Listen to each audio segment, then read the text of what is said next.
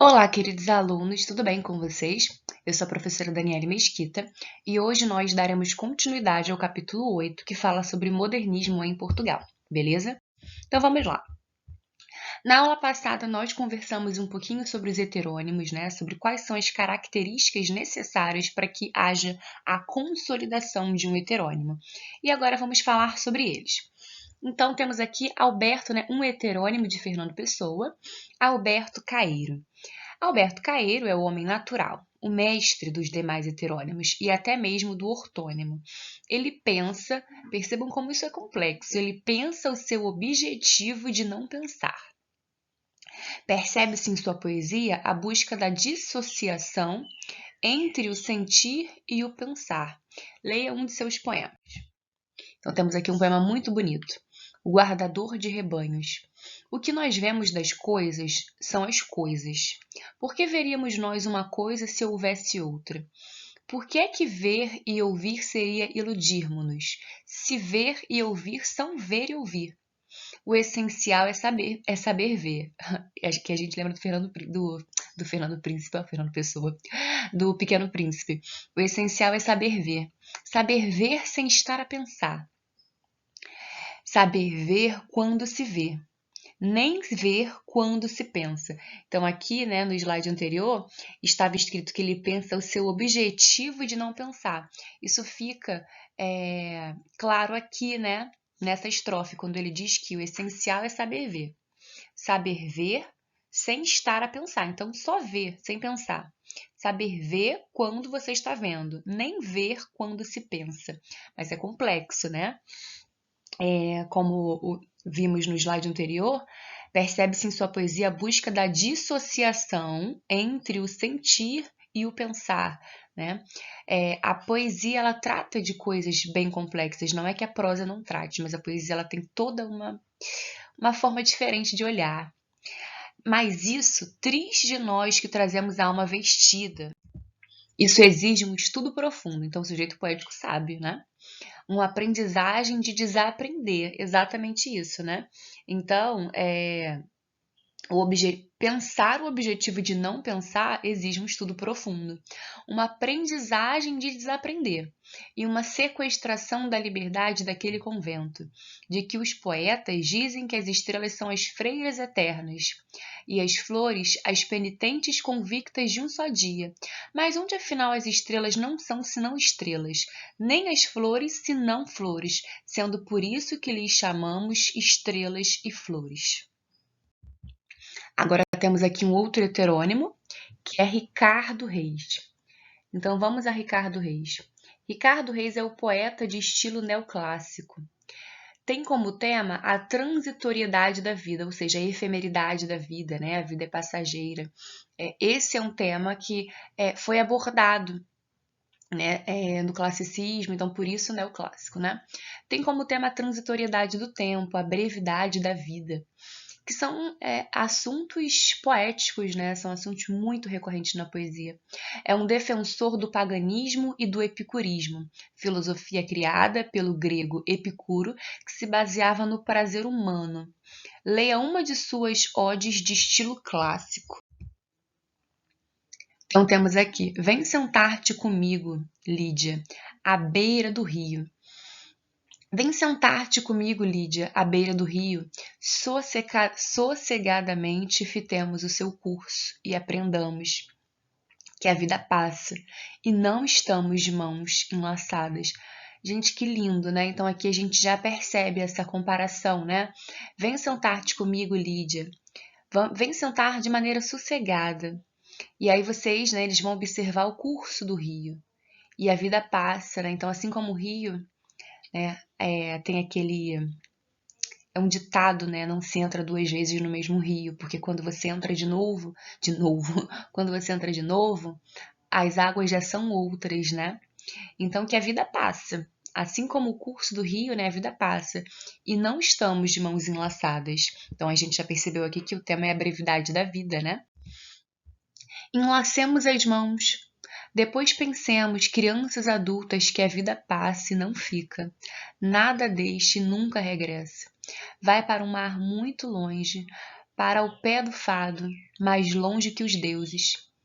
Desenlacemos as mãos, porque não vale a pena cansarmos-nos, quer gozemos, quer não gozemos. Quer gozemos, quer não gozemos, passamos como um rio, nós passamos como um rio. Mas vale saber passar silenciosamente e sem desassossegos grandes, sem amores, nem ódios, nem paixões que levantam a voz, nem invejas que dão movimento demais aos olhos, nem cuidado, ou seja, que chamem muita atenção, né? Nem cuidados, porque se os tivesse, o rio sempre correria. E sempre iria ter ao mar. Amemo-nos, gente, que poema lindo. Amemo-nos tranquilamente, pensando que podíamos, se quiséssemos, trocar beijos e abraços e carícias, mas que mais vale estarmos sentados ao pé um do outro, ouvindo correr o rio e vendo-o. Colhamos flores. Então aqui, né, é como se além dessa brevidade, já que se constata essa brevidade do tempo, o que a gente pode fazer, né? Então, colhamos flores. Pega tunelas e deixa-as no colo, e que o seu perfume suavize o momento. Este momento em que sossegadamente não cremos em nada. Pagãos inocentes da decadência. Ao menos, se for sombra antes, lembrar-te-ás de mim depois, sem que a minha lembrança te arda ou te fira ou te mova, porque nunca enlaçamos as mãos nem nos beijamos, nem fomos mais do que crianças. E se antes do que eu levares o óbolo ao barqueiro sombrio, eu nada terei que sofrer ao lembrar-me de ti, ser-me-ás suave a memória, lembrando-te assim à beira-rio, pagã triste e com flores no regaço. Gente, que poema mais lindo, meu Deus do céu. Nossa, eu acho que essa transitoriedade da vida, né? Essa questão de nós, né? Ele fala, nós somos o rio, algo assim. Ou seja, nós passamos, né? Nós estamos aqui de passagem. É como aquela música Trembala, linda, né? Que fez muito sucesso quando foi lançada. É isso, gente, é verdade, né? É um poema muito atual. E agora vamos a Álvaro de Campos. Álvaro de Campos é o poeta moderno. Então nós estávamos ali falando sobre o poeta neoclássico, né? Que falava sobre a brevidade da vida. Agora vamos a Álvaro de Campos, que é um poeta moderno entre os heterônimos. Rebelde, irrita, percebam que cada um tem a sua personalidade, né? Que é uma característica para que se tenha um heterônimo. Rebelde, irritadiço, agressivo, nihilista e futurista. Traços da personalidade desse poeta que estão revelados em sua obra. Busca a diferença num mundo de ideias feitas. Possui poemas escritos em inglês e português. Então temos aqui. Não quero nada. Esse poema também é lindo demais. Não quero nada. Já disse que não quero nada. Né? Então, rebelde aí, ó. Não quero nada, não. Já disse que não quero nada. Não me venham com conclusões. A única conclusão é morrer. Não me tragam estéticas, não me falem em moral. Tirem-me daqui a metafísica. Não me apregoem sistemas completos, não me enfileirem conquistas das ciências, Deus meu, das ciências, das artes, da civilização moderna. Então aqui o futurismo, né? As vanguardas europeias, elas trabalhavam muito com essa ideia de ciência, né? De destruir o museu, né? Lembram disso? Que mal fiz eu aos deuses todos? Se tem a verdade, guardem-na. Sou um técnico, mas tenho técnica só dentro da técnica. Fora disso, sou doido, com todo o direito a sê-lo. Com todo o direito a sê-lo, ouviram? Então ele tá brigando aqui, né? Não me massem, por amor de Deus. Queriam-me casado, fútil, cotidiano e tributável, ou seja, né, assim, queriam que eu fizesse tudo aquilo que vocês acham que eu tinha que fazer, queriam-me o contrário disto, o contrário de qualquer coisa, ou pelo contrário, né, não me queriam nada assim. Se eu fosse outra pessoa, fazia-lhes a todos à vontade. Assim como sou, tenho paciência. Vão para o diabo sem mim, ou deixem-me ir sozinho para o diabo. Para que havemos de ir juntos? Não me peguem no braço, perdão. Não me peguem no braço, não gosto que me peguem no braço, quero ser sozinho. Já disse que sou sozinho. Então, durante todo esse poema parece que tá brigando, né? Ah, que maçada quererem que eu seja de companhia. O céu azul, ó céu azul, né? O mesmo da minha infância. Eterna verdade vazia e perfeita. Ó macio tejo ancestral e mudo. Pequena verdade onde o céu se reflete. Ó mágoa revisitada, Lisboa de outrora, de hoje. Nada me dás, nada me tirais. Nada sois que eu me sinta. Deixem em paz, não tardo que eu nunca tardo. Enquanto tardo o abismo e o silêncio, quero estar sozinho. Então, gente, perceberam, né? E ele estava ali durante todo o tempo, né, como o próprio aquele slide, né, que trazia informações sobre ele, dizia que ele era rebelde, nós vimos isso, que ele era irritadiço, realmente ele estava irritado, agressivo, né, a gente consegue perceber, de fato também, um pouco irritado demais, né, beirando ali uma agressividade, e, e além disso, ele tem os traços futuristas, né? Então, essa questão da ciência, né? Essa questão de acreditar na ciência, né? Ele menciona em um momento específico, porque se voltar ao slide, acho que vai confundir aqui, dar um bug na voz, mas ele cita, né, a ciência. Queridos, agora vamos a alguns exercícios que eu separei aqui para vocês, ok? Aí a gente encerra esse capítulo.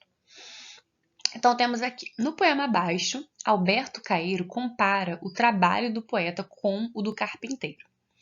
E há poetas que são artistas e trabalham nos seus versos, como um carpinteiro nas tábuas. Que triste não saber florir. Tem que pôr verso sobre verso como quem constrói um muro, e ver se está bem, e tirar se não está. Quando a única casa artística é a terra toda, que varia e está sempre bem e é sempre a mesma.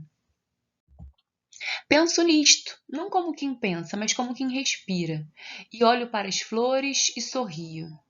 Não sei se elas me compreendem, nem sei nem se eu as compreendo a elas, mas sei que a verdade está nelas e em mim, e na nossa comum divindade, de nos deixarmos ir e viver pela terra, e levar ao colo pelas estações contentes, e deixar que o vento cante para adormecermos, e não termos sonhos no nosso sono.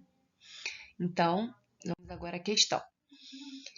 Por que tal comparação é feita? E por que ela é rejeitada pelo eu lírico na segunda estrofe do poema? Então aqui, gente, nós temos o poema, né, o eu lírico ou o sujeito poético, né? Ele compara o poeta ao carpinteiro, certo? Por considerar que ambos, tanto o poeta quanto o carpinteiro, são artesãos que desempenham um trabalho, né, braçal, técnico, repetitivo, calculado, monótono, como quem constrói um muro, né?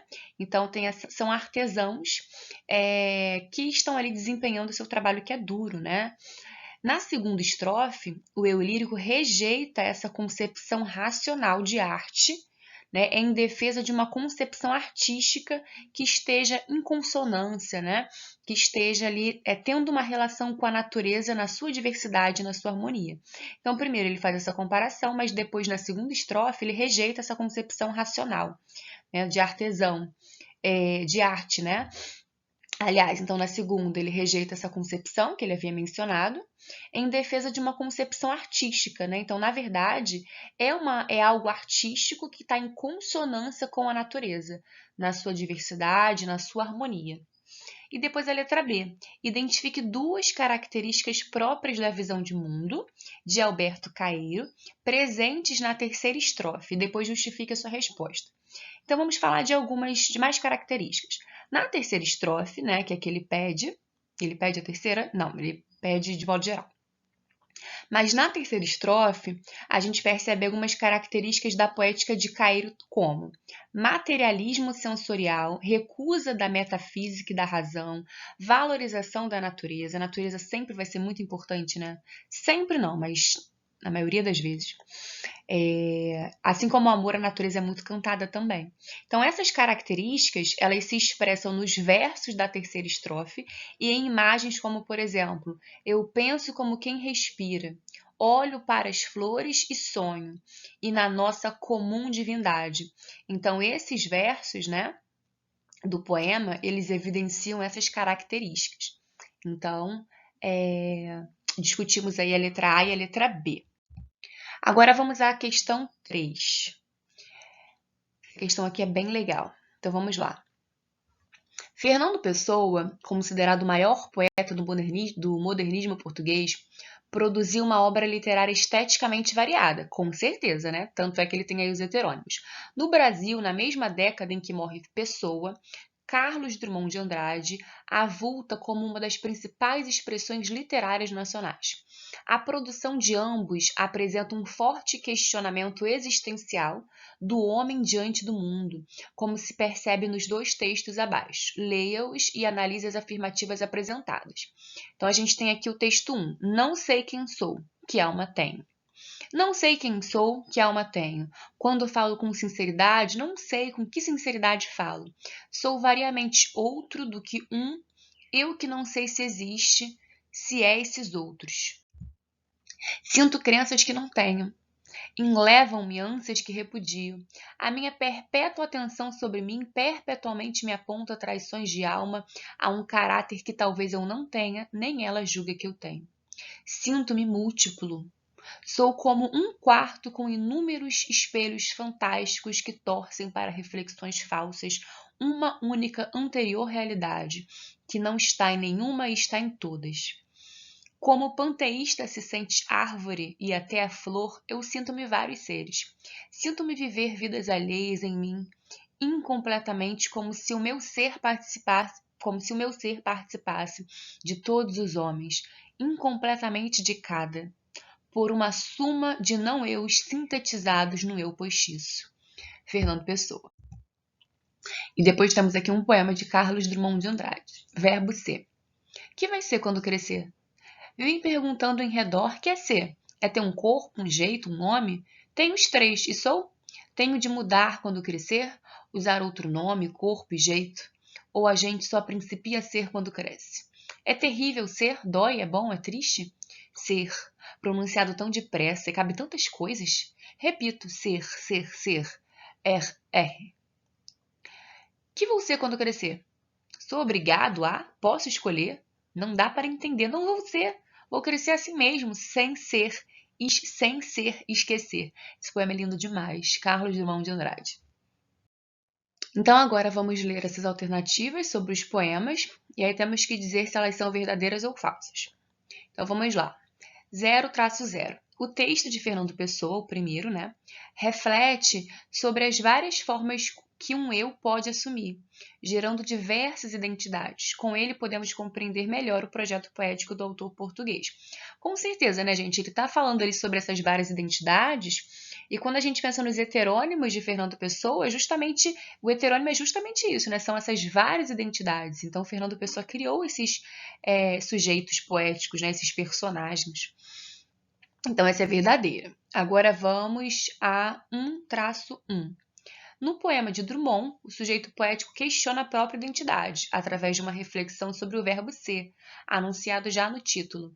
Os versos ser, pronunciado tão depressa e cabe tantas coisas, repito, ser, ser, ser, demonstram a impossibilidade de se definir a própria identidade de forma absoluta. Então, com certeza, né? Essa daqui também é verdadeira, porque o título do poema, ele já abre espaço para essa reflexão sobre a identidade, né? Eu sou obrigado a ser. Então, na verdade, eles demonstram a impossibilidade de se definir a própria identidade de forma absoluta, porque quem é que nunca se perguntou quem sou eu, né? Do que eu gosto? A nossa identidade, ela está sempre em formação, né? A gente constitui a nossa identidade de uma maneira mais abrangente, talvez, em determinado momento, né? Não sei se vocês já ouviram, mas muitas pessoas falam, essa criança já tem personalidade. A gente tem uma personalidade, né? Mas ela é múltipla muitas vezes. A gente muda de opinião, a gente às vezes gosta de uma coisa e depois deixa de gostar, né? Então, demonstram a impossibilidade de se definir a própria identidade de forma absoluta, correto? Depois temos aí 2-2. Em Pessoa, o sujeito do discurso, após vários questionamentos, chega à conclusão de que os não-eus são criações imaginárias de um eu verdadeiro. Contrariamente, o poema de Drummond nos faz ver que o eu se multiplica em diversos eus. Então, essa 2-2 é falsa, porque o texto de Fernando Pessoa põe em questão o conceito de identidade única e identidade estável. Tá? Então, o texto de Pessoa põe em questão o conceito de identidade única e identidade estável. Agora, 3-3. Tanto Pessoa quanto Drummond criaram heterônimos, cujas produções poéticas tinham temas e estilos bem distintos. Os dois textos em questão são, respectivamente, uma espécie de explicação dos vários heterônimos por eles inventados. Então, olha só, o Drummond não criou heterônimos, ao contrário de Pessoa. Né? Pessoa sim criou heterônimos. Então, ao contrário de Pessoa, cujos heterônimos são ainda hoje estudados e muito apreciados. Fernando Pessoa é um autor importantíssimo, né? Mas Drummond não criou heterônimos. Então, 3-3, falso. E depois, 4-. Ih, gente, 4 tá... Meu Deus, 4-4. Os dois poetas refletiram, cada qual a seu modo, sobre a impossibilidade de o homem se definir com palavras de forma única e absoluta. A linguagem não consegue ter o alcance do sujeito em sua complexidade. Essa é verdadeira. Então, pelos dois textos, fica clara essa visão semelhante dos dois poetas a respeito da impossibilidade de se definir uma identidade absoluta. Então, como é que ficou, gente? 0-0 verdadeiro. 1-1 verdadeiro. 2-2 falso. 3-3 falso. 4-4 verdadeiro, ok? Então, queridos, com isso nós terminamos esse capítulo, ok? Sobre modernismo em Portugal. Então, até a nossa próxima aula. Espero que vocês tenham compreendido. Ótima semana e bons estudos. Fiquem com Deus. Muita saúde para vocês.